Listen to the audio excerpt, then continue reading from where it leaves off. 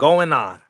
What a night we had last night with Jake Paul, in my opinion, finally getting put in his place, but at the same time, not necessarily. Not necessarily, because we know Jake is probably going to use this for his future fights and use this as an argument and say, I went up against the heavyweight world champion who was an Olympic gold medalist, former unified heavyweight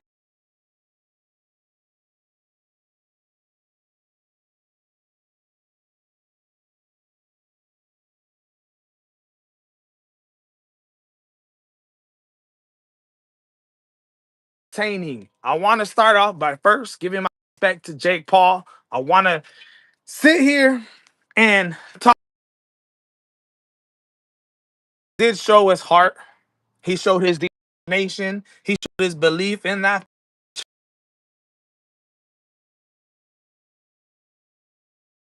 knockdown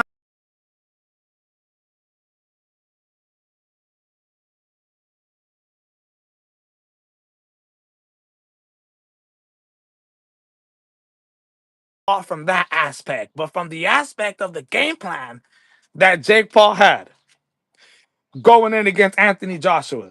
I wasn't a fan of it, my friends. I wasn't a fan of the running.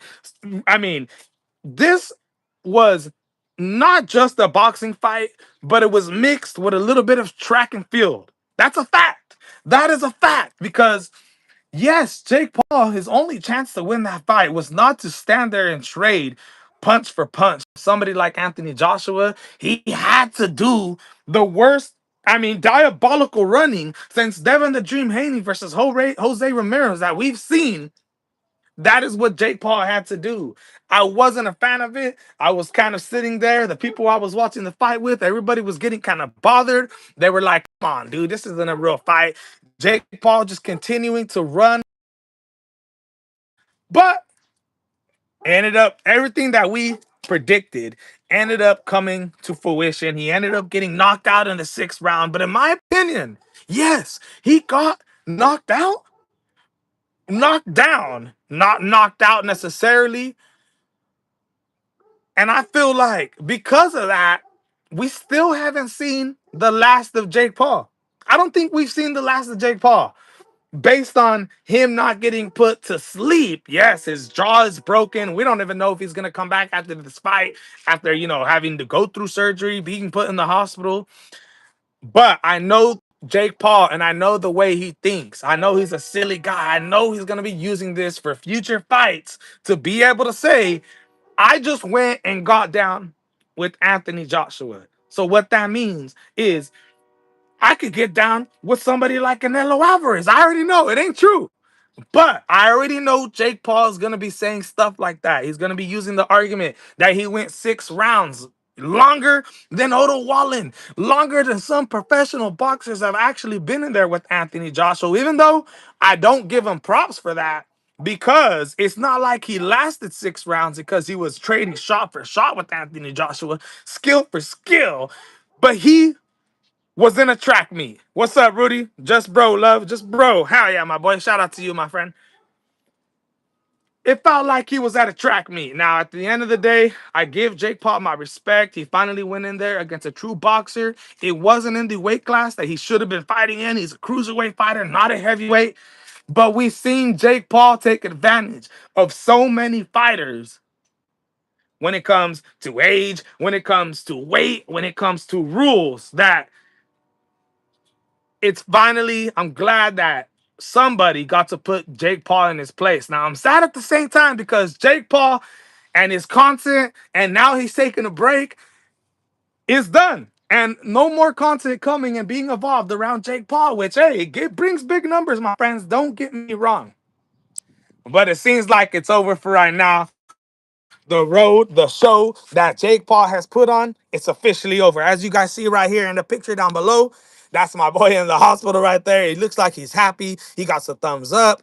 Everything is looking good from a health standpoint, when it comes to brain injuries and all that. Yes, he suffered 2 broken bones in his jaw. If you guys didn't see that.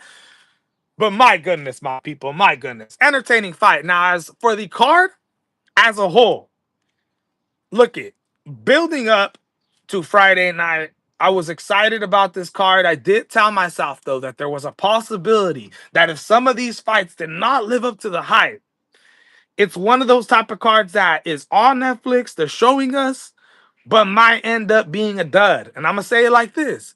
Rudy, if it wasn't for Anderson the Spider Silva getting that toe tap KO uppercut, if it wasn't for that, how did you guys think that card actually went? I want to hear. How did you guys think that card went? Let me know in the comments. If Anderson the Spider Silva does not get that toe tap KO, we've seen the way the Alicia Bumgardner fight went, right? We've seen Jamal Harvey. That went to the distance, even though he was beating the crap out of his boy. Harvey looking absolutely ridiculous. So it's very interesting, my friends. It is very, very interesting. In my opinion, I thought it was exciting, but if it wasn't for the Anderson Spider Silva KO, it wasn't that good. It wasn't. That's my honest opinion. Now, depends on how you look at boxing. It was a card filled with a bunch of females. So what could we expect, man? You know what I mean? What could we expect? Seriously. I thought that that was an opportunity for Alicia Bumgarner to put herself on the map and let the world be known the way Clarissa Shields has been doing it, the way Amanda Serrano, Katie Taylor, these females have been doing it. But I don't feel that that win from Alicia Bumgarner was really it. I don't think it was it, my friends. I think she graded herself a B minus her last fight. And honestly, I felt like the way that she hypes herself up, the weigh-ins, the way that she comes in and walks in, the demeanor that she holds herself to, I expect something completely different. Don't get me wrong, she got the win. She dominated the women towards the later rounds. But when you're talking about star for star, women's boxing right now, Alicia, in my opinion, still needs that next fight that's just gonna put her there. I think her being on this Netflix card, yes, they pushed her name out there and did all that. But when it comes to being on top, yes, we think she's on top, yes. But there's just something about Alicia and Bumgarner's performance that really didn't have it for me, my friends. It wasn't it, man. It wasn't it.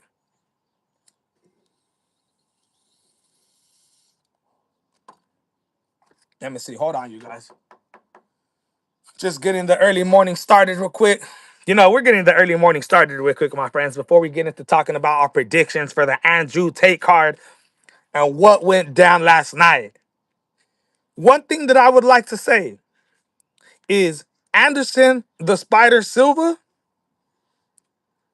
he's one of the greatest fighters of all time. Period. All combat sports, not just boxing, not just UFC, all combat sports. Anderson the Spider Silva is one of the greatest fighters to ever live. And I'm telling you guys right now, we may never, ever see another Anderson Spider Silva in our lifetime, my friends. That's a fact. Let me know in the comments, man. Trying to get some people to talk right now, trying to chop it up before we get in to this card that's actually taking place pretty early, right? What do you guys think about Dean the Great and the words that Dean the Great chose to use in promoting this fight with a model Vargas? What do you guys think about Dean the Great calling a model Vargas's mom a fat torta? What do you guys think about Dean the Great calling a model Vargas's mom a fat torta?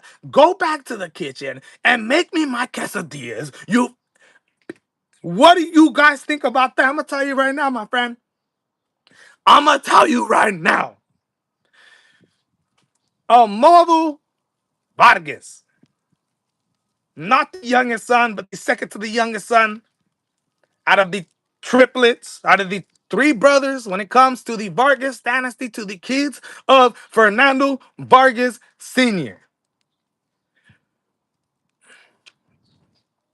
Is this Fossey? Is this Fossey? Hey, bro.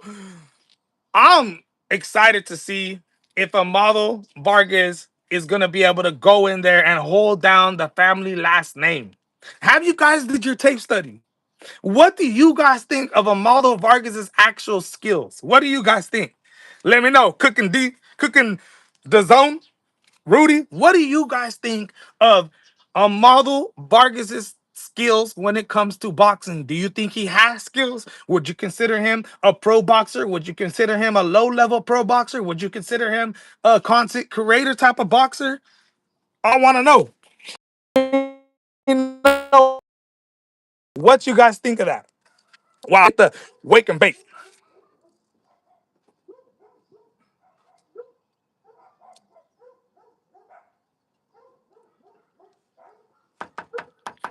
Let's see. I like Dean for the win. Bro, I'm gonna be honest with you, dude. I actually do see a possibility that Dean the Great is gonna win this fight. When I first heard about it, and if you don't actually pay attention to the Vargas dynasty, who these guys are, Amado Vargas, if you pay attention to them, you will know that out of all three brothers, Emiliano is actually the most skilled boxer out of all three brothers. Yes, Emiliano is the skilled one. Fernando is probably the second to the best. He just fought against Colin Wash on the, what was it, the co-main event for Canelo Alvarez versus Terrence Bud Crawford fight. He's all right. But then you go to Amado Vargas, and one thing that I was saying as we were creating content for the Fernando Vargas fight was Amado Vargas loves to help his brothers prepare for fights, but we rarely see him compete in his own fights, right? He's not the most active fighter, but he is the son of Fernando Vargas Sr., two division, one division world champion, two-time champion, having the bouts at one time in the middleweight division, representing the Latino, the Mexican American crowd, and of course, has passed some of his skills, passed some of his, IQ when it comes to being in the ring down to his sons. Amado Vargas wasn't one of these outstanding amateur fighters who had an amateur record of 50 wins, 60 wins, 70 wins. No, he's been necessarily raised with the rich dad and has had clout since he was a youngin. Not just clout, but he got the looks as well. Sees his brothers. His dad wants to live the legacy of being a boxer, but in his boxing fights, actually has tough times, right? I actually don't think Amado Vargas is as skilled as we think he is. I don't. When you look at some of his wins, when you look at his win against Sean Garcia, Ryan Garcia is his little brother, there was times where he was dominating these fights. But the problem is when Amado Vargas feels like he's in charge, like he's winning the fight, he starts to let his hands go. But when he lets his hands go, he starts throwing from the hip. Yes, he isn't the most cleanest technical boxer. He keeps his hands up. Don't get me wrong. He comes forward. He knows how to throw combinations. But when he starts to get tired, and fatigue starts kicking in, and his arms start to fall down a little bit. His chin is there to be hit, bro. The way Dean the Great fights, he uses movement, right? He ducks under a lot of punches. He's in and out. He's a fast guy. He's not the biggest, but he's fast.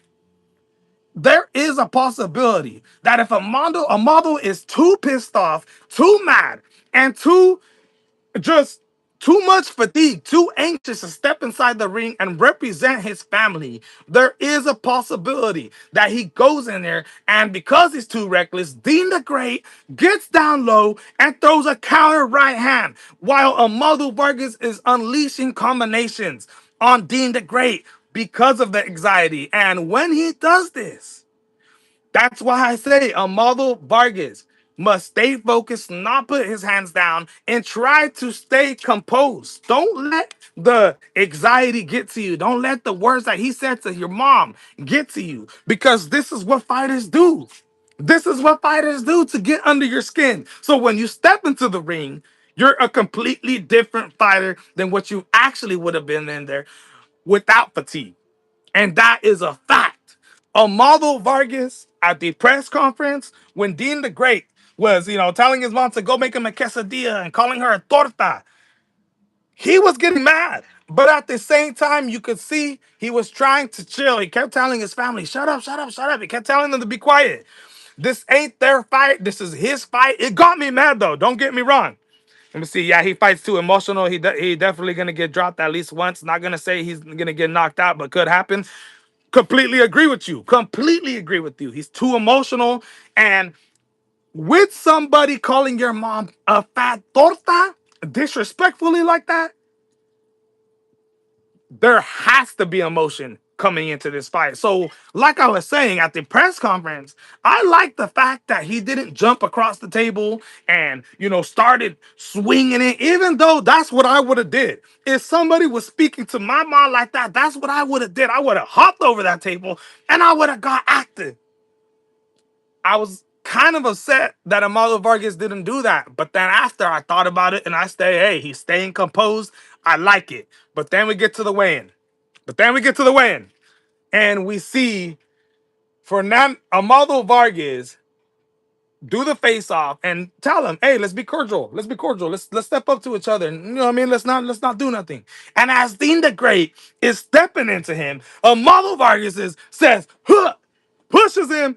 And in my opinion, I loved it. I loved it. But the problem is you can see that there is emotion behind the back, inside the head, all over Amado Vargas going into this fight. So I do think Amado can outbox Dean the Great if he can keep his hands up, fight with just straight punches.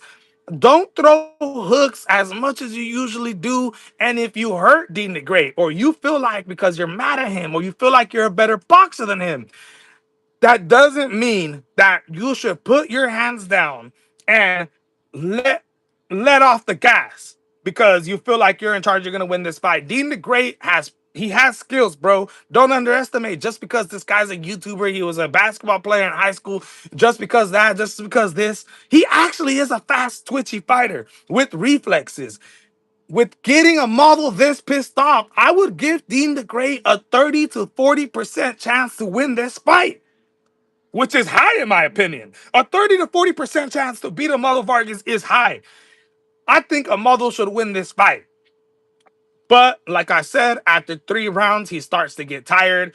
The fatigue in his body. If Dean the Great comes out and has a great first round, could you imagine the mental fatigue, the mental problems, the mental thinking that he's going to be starting to put together in his brain because he's getting beat up? It's going to continue to get worse. It's going to continue to get worse. Therefore, I got, oh man, I'm going to pick Amado Vargas to win this fight, okay, for the raza. But I do think there is a high possibility that Dean the Great could go in there and shock everybody. I do think it is possible, my friend. So that's why on that fight, we made no prediction. We made no bets. We didn't make a video on specifically that. We picked Anderson the Spider Silva to beat the hell out of Tyrone Woodley. We made a prediction video on that. Got it. We put it on Anthony Joshua to knock Jake Paul out. Got it. Heading into today, I placed the bet on Andrew Tate to beat Chase Demoor. Okay? And I think Andrew Tate is gonna sleep. He's gonna sleep Chase in this fight, man. What do you guys think, bro? What do you guys think? Chase Demoor or Andrew Tate? Who do you guys like? Hold on, let me unclog this real quick. My homies gotta unclog the beep bop. So that way I could, oh damn, almost fell down right there. If you guys don't know, by the way, my name is Alex Ramos. This is the MMA Boxing Addicts channel. Just a blue collar kid in love with boxing, in love with UFC, continuing and always keeping up with the sports, dropping breaking news, dropping prediction videos, dropping reaction videos on every single card. So if you haven't yet, subscribe to the channel, my friend. We're grinding every day. Go check out the channel. We grinding every day, man. We do it for the love.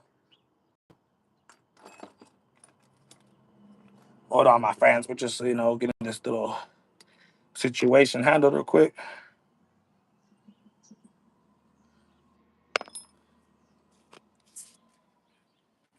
Let's see. All right, seems like it's not gonna happen today, my friends, as we got a situation with it. Wow. But it is what it is. Let's talk about Andrew Tate versus Chase Demoor and why I think Andrew Tate is gonna absolutely smash this guy. Have you guys ever seen Chase Demoor actually fight?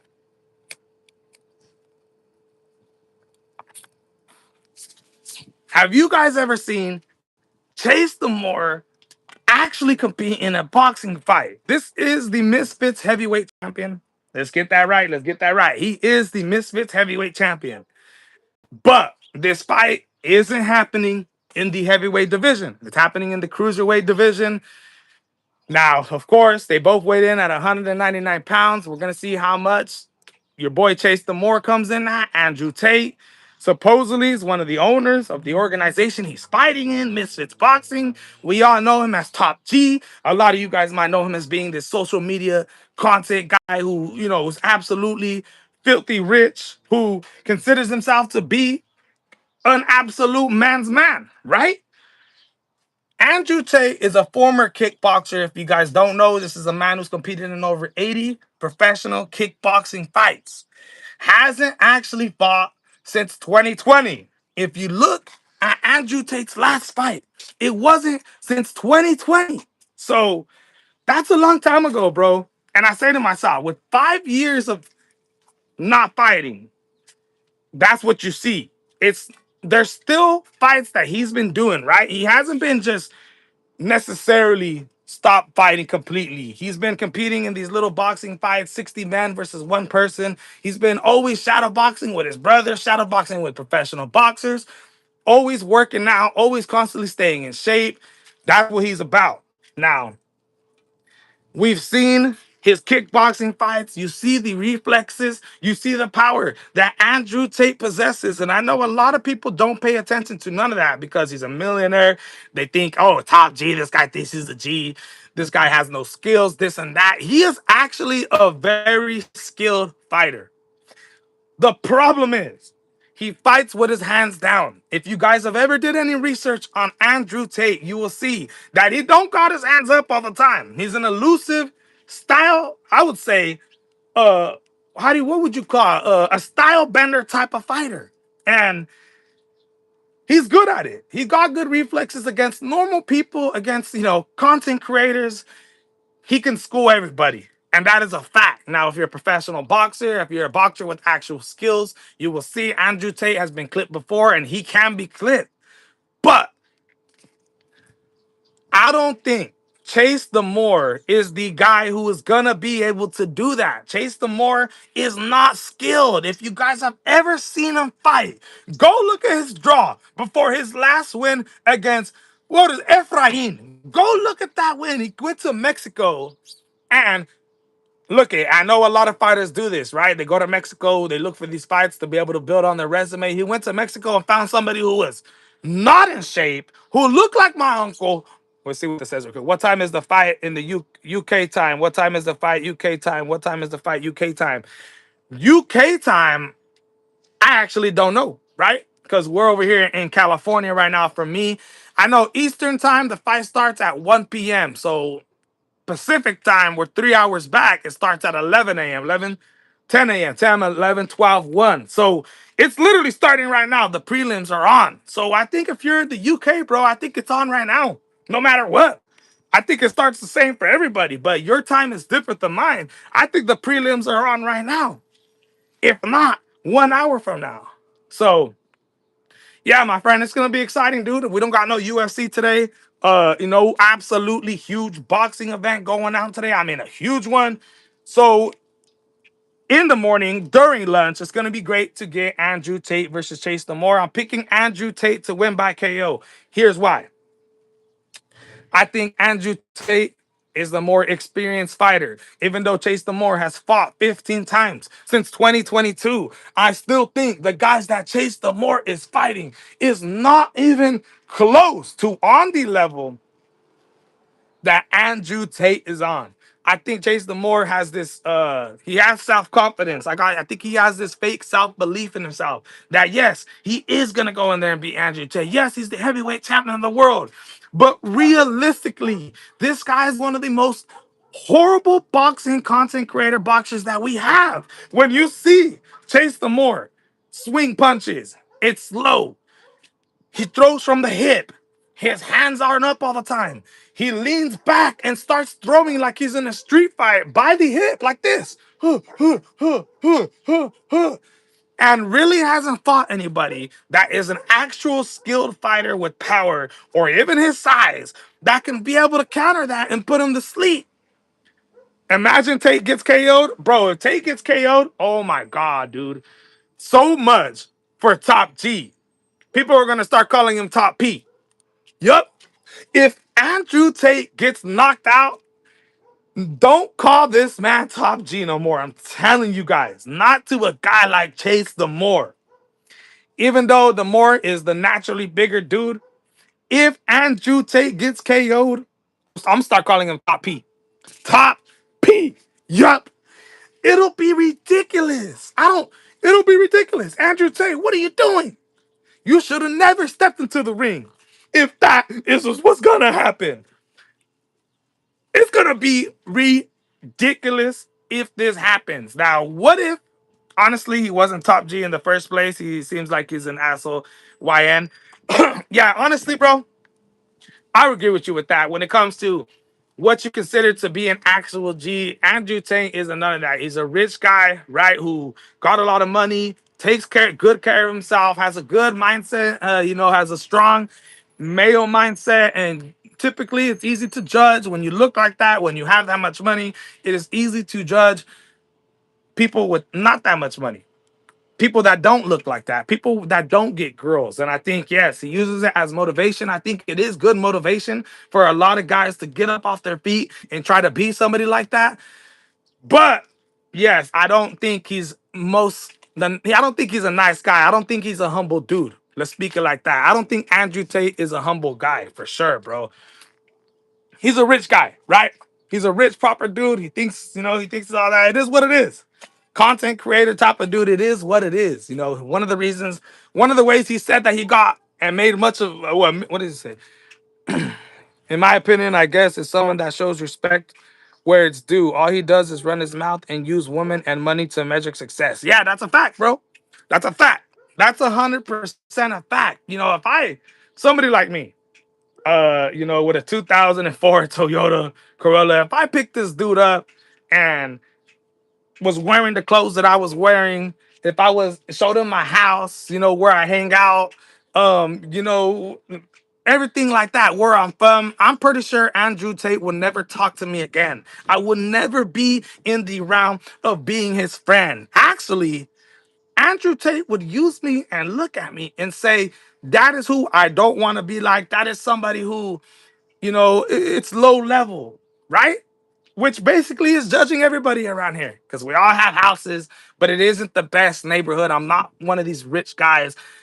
I come from a blue collar area. I do not think I could be walking around with Andrew Tate and hanging out with somebody like that because of the mentality that rich guys think and Andrew Tate the way he thinks. Now, if it was me, I would always stay humble because I've been in these positions before. I've been dead broke before. I've been like that. I don't think Andrew Tate, he says that he wasn't rich growing up, even though his dad was a professional chess player, this and that. But I don't necessarily think he grew up like most of us that actually are from blue collar areas that, we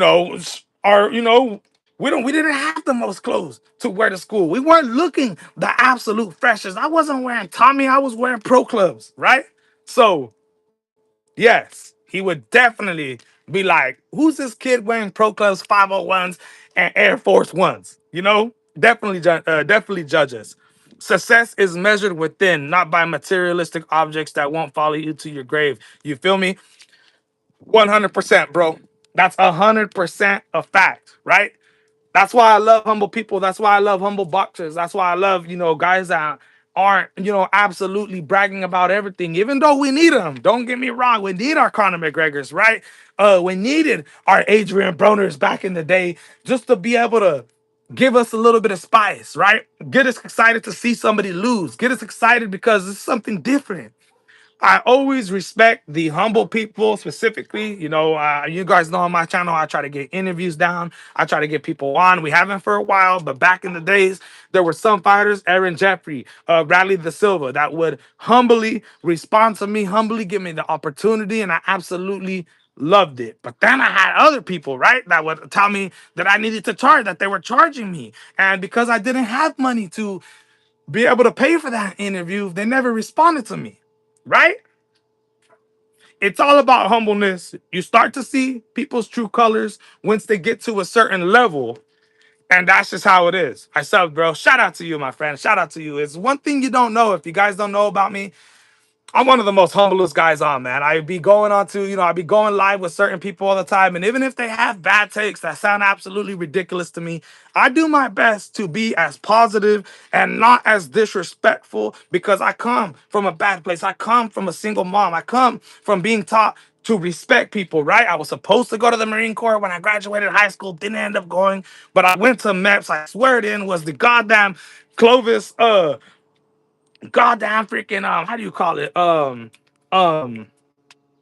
yeah, man, just all bad, bro, all bad. So one thing that I always do is I try to be a humble person, and I try to be as cordial with everybody, because I've been through a lot of bad times. You guys don't know, at one time I wasn't a content creator on YouTube doing stuff like this. I was actually a tweaker, walking the streets, breaking into people's cars, not even knowing it, right? I got crazy stories for you guys, bro. But over the years, I had something that happened to me that absolutely changed my life. I decided to get myself back on the great road. I had my son. Once I had my son, I told myself I would never do drugs again. And it's been 4 years of your boy being clean. Now, as you see, sometimes we wake and bake, we do that, but no other drugs, no other things like that, my friends. So it's been a great run, man. It's been a great run. We barely had this YouTube channel for about a year now. 1 year. So it's been amazing. It's been a journey. Now, the situation that I'm in is, if you guys can see, well, I got the background up right now, but usually we used to go live for every boxing event, every UFC event, every pay-per-view event, keep up with the sports. I had my background, I had my posters. Me, my girlfriend, and my son actually ran into a situation where we couldn't save money.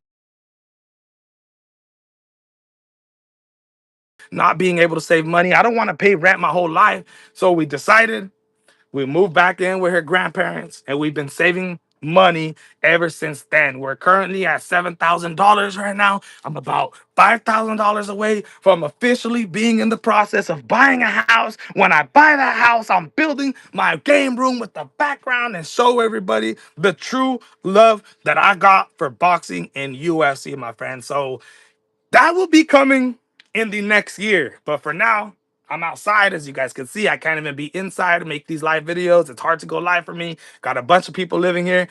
It is what it is. This is the MMA Boxing Addicts channel, and I'm going to do my best, even with nothing, to give you guys content and to continue to spread my love with you guys, man. So shout out to anybody that's watching right now. Shout out to anybody. Let me go ahead and figure this thing out real quick. What about Tony Ferguson? What about Tony Ferguson? We haven't talked about El Kukui yet. And I'm gonna be honest with you guys, man. I don't think Warren Spencer is a real boxer. When you look at, if you look him up, some people say, oh yeah, this is a real boxer. When Dylan Dennis fought against Warren Spencer, a lot of people were claiming that Dylan Dennis is going up against a boxer, so obviously he's gonna be able to take him down. But I would not consider Warren Spencer to be a real boxer, okay? We are going to talk about that matchup right now. But first, let me go ahead and figure out the situation real quick right here with me. Let's see.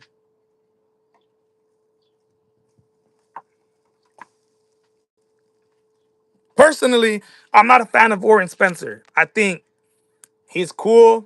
I think he tries to use a little bit of smack talking to get the fights exciting. But when you look at his resume, he's not that experienced, right?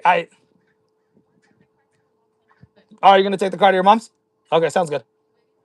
Okay, all right, I'll go to her. All right, you guys. I got one more thing to talk about, and I'm going to leave you like this, all right?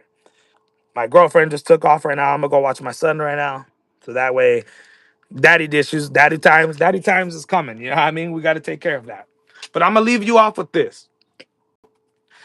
Tony Ferguson finished off his UFC career on a what? 8-fight losing streak. It took 8 fights of being a Tony Ferguson El Kukui fan, of always hoping that this guy finally gets a win. Yes, a lot of people gave up on him, started talking the most crap on him, but I never did. I love Tony Ferguson, bro. I love everything about his style. I love everything about who he is, what he stands for, the music he listens to, that old school music. I love it, bro. And he's gonna be going in there off, like I said, being 1-8 in his last 9 fights. One win, beating Salt Poppy in his last fight, right? After suffering 8 straight losses in the UFC. I say to myself, when you look at Warren Spencer, when you break down his skills, yes, there is a possibility that Warren Spencer can KO Tony Ferguson. Tony Ferguson, in that fight with Saul Poppy and a lot of his UFC fights, if you guys don't watch this guy, doesn't necessarily have the best boxing anymore. When he was on his 12-fight win streak at one time in the UFC, he was phenomenal. He would be able to stand with you in the pocket, get away, slip away from punches, and counter you with elbows, boom. Counter you with punches, boom. But since he's got older, his reflexes have got a lot slower. Tony Ferguson, he's a lot older now. He's been through a lot. In this fight, he needs to keep his hands up and box smartly, use the ring, use his movement, use his angles. El Kukui. Don't let Warren Spencer bring you into this dogfight and catch you because you had your hands down. When you watch Tony Ferguson's last fight with Salt Poppy, I've seen a lot of opportunities for Salt Poppy to counter Tony Ferguson in between the punches, but Salt Poppy isn't skilled enough. I don't think Warren Spencer is skilled enough, but I do think he possesses the IQ to catch Tony Ferguson while Tony Ferguson is unleashing his punches. Of course, we know Tony doesn't have the most power. Tony Ferguson does not have the most power anymore. And even back in the days, it was necessarily the volume punching that he did, right? The mixture of kicks, punches, and elbows. Now, in his last fight against Saul Poppy, it seemed like the volume punching has came back. He is a volume puncher and is starting to come back, especially when he thought Saul Poppy was letting his hands go. The question is, will Warren Spencer be able to catch? Will he be able to catch Tony Ferguson as Tony Ferguson is letting off his offense? Will Warren Spencer actually come in with a great game plan and try to keep this a skill for skill fight, speed for speed, and use this speed advantage against somebody who Tony Ferguson is well behind his prime? Will Warren Spencer be able to do that to Tony Ferguson? I'm going to pick Tony Ferguson to beat Warren Spencer. I'm going to pick it. Come on, Tony. It's Tony time. El Kukui. You can do this. But I do understand that there is a possibility that Warren Spencer could sleep Tony Ferguson, catch him, sleep him, because sometimes Tony's a little too confident in his boxing skills, in the pressure that he puts on. And I think it could pay dividends in this fight. I think it could be turned out bad for him. But I'm gonna be rocking with Tony Ferguson in this fight. So I'm gonna pick Tony Ferguson. I'm gonna pick Andrew Tate to knock out Chase Demoor. If it doesn't happen, he's gonna win the fight for sure by decision. We're gonna see. And I got a Malvo Vargas winning for the Raza. But at the end of the day, if fatigue, if he starts to get tired, if the emotions have got to him, undoubtedly do I think Dean the Great has a chance to win this fight against a Marvel because of the mind games that he has played with him. I think it's very, very possible. We've seen examples of this with Conor McGregor and Jose Aldo. Remember when Conor McGregor was talking all that smack? and got into the head of Jose Aldo. Jose Aldo comes in, first 10 seconds, gets slept because he was overexcited. We've seen other examples where this didn't work. Chael Sonnen, back in his days with his rivalry with Anderson the Spider Silva, if you guys remember that, Chael Sonnen was talking the most crap. Ended up getting subbed in the first, and in the second, got knocked out, in my opinion, gave up, but still. We've seen situations like this happen before. Will Dean the Great and all his smack talking, calling Amado Vargas' mama torta, taking the burritos and the tacos out of your stomach. Will he be successful in this fight? Will Amado let the emotions get to him and come into this fight and fight the fight that he didn't want to fight? I don't know, my friends, but I'm picking Amado Vargas Jr. to win this fight. I'm riding with the Vargas dynasty. We're going to see how it plays out. If Dean the Great can use his boxing skills to just counter Amado as he's coming down with his hands down, it is possible, but I'm picking Amado to win this fight. This is the MMA Boxing Addicts channel, my friends. My name is Alex Ramos. Let's go start to begin to watch the prelims and the main card. If you haven't yet, subscribe to the channel. Go check out my prediction video. See what you guys think. And I'm out, my friends. Shout out to everybody that's watching today, man. And the new subscribers. Shout out to you, Amari. Let's go, man.